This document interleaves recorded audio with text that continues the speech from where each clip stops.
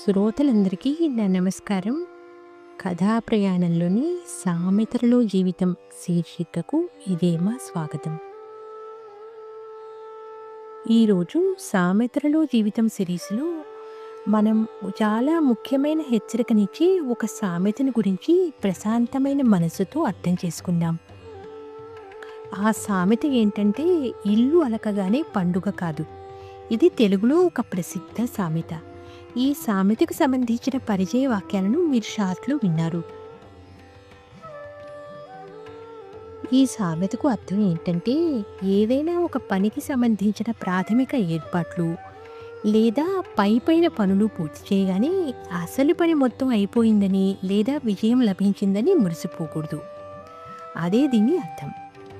అంటే వివరణలోకి వెళ్తే, ఇల్లు అలకగానే పండుగ కాదు. పాతకాలంలో పండుగ అనగానే ముందుగా ఇంటిని అలికేవారు. అది పండుగకు మొదటి అడుగు మాత్రమే. ఇల్లు అలికిన తర్వాత ఇంకా చాలా పనులు ఉండేవి. వంటలు, పూజలు, అతిథుల ఆహ్వానం, ఆనందం అన్నీ కలిసినప్పుడే పండుగ పూర్తయ్యేది.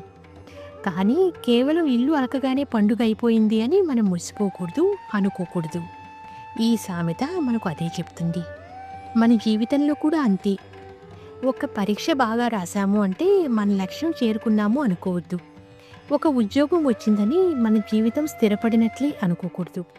ఒక చిన్న విజయాన్ని చూసి మురిసిపోకూడదు. ఆరంభమే అసలు విజయం కాదు, నిరంతర ప్రయత్నమే నిజమైన విజయం. ఈ సామెత మనలోని అహంకారాన్ని తగ్గిస్తుంది, మన నిర్లక్ష్యాన్ని హెచ్చరిస్తుంది. అందుకే ఇల్లు అలక్కని పండుగ కాదు అని పెద్దవాళ్ళు చెప్తూ ఉండేవాళ్ళు. ఇదే సామెతల్లో జీవితం.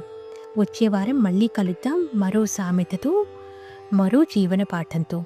ధన్యవాదాలు. నమస్కారం.